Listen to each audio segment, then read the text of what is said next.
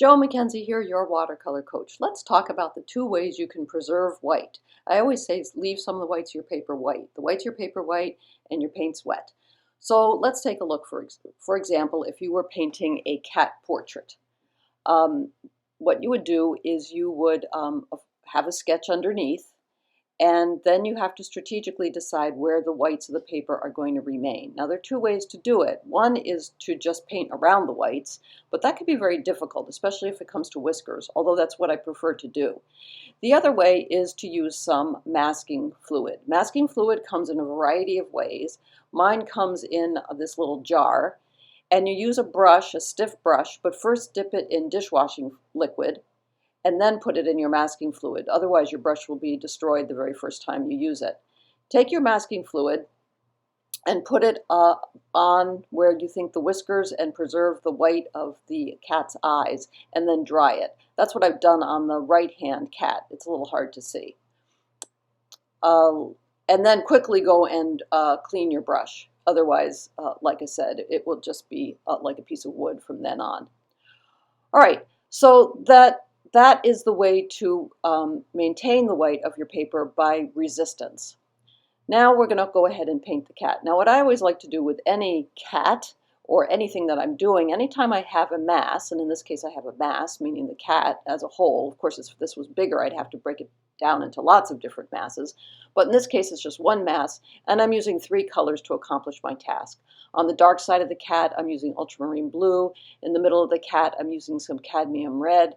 Alizarin red, and using burnt sienna for the lighter side of the cat. All right, so I'm going to do the same thing on the cat where I put the masking fluid, the resist, and you'll see it resist a little bit. All right, in other words, I just prefer anytime I can accomplish a task, if I can do it with three colors instead of one to establish a value, I will do that.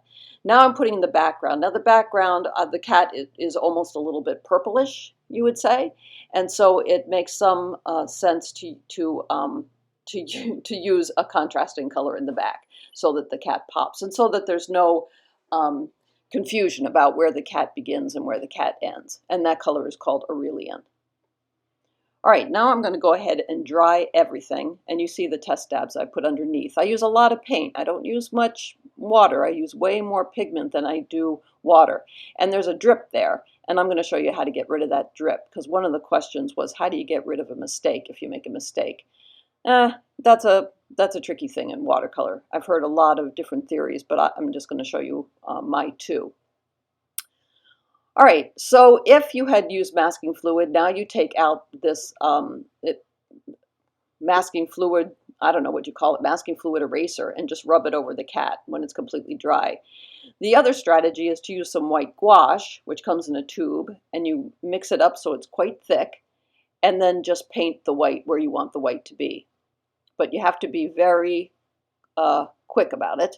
It dries quickly, and you have to you can't rub, otherwise the white will disappear.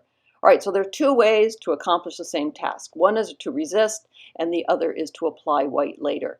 Now, if you have something like a drip, you can always wet a paper towel and dab. Do not rub.